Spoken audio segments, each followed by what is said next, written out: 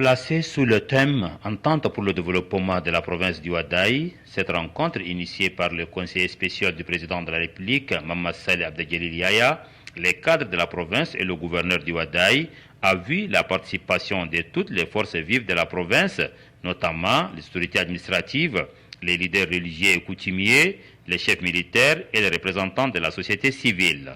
Dans son mot introductif, le conseiller national de transition et cadre de la province du Ouaddaï, Mamadou Saleh Ahmad Khayar, a situé le contexte de cette rencontre qui, selon lui, constitue une étape importante pour le développement de la province.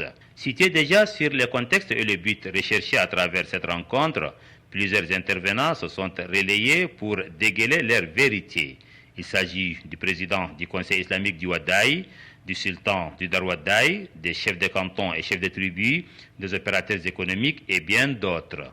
Les participants à cette rencontre ont formulé une motion de recommandation. Valoriser la fonction de la chefferie traditionnelle et des autorités religieuses. Tenir compte des compétences des cadres de la province dans les nominations aux postes de responsabilité.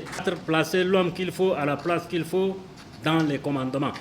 Le gouverneur de la province du Ouaddaï, Bachar Ali Suleiman, un des initiateurs de cette rencontre d'entente, s'est dit très ému des échanges menés ayant abouti à un laps de temps à un résultat.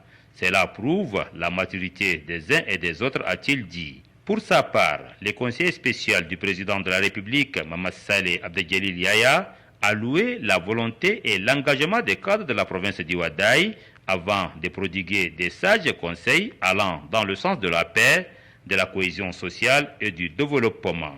Suivant ces personnalités ayant pris part à cette assise.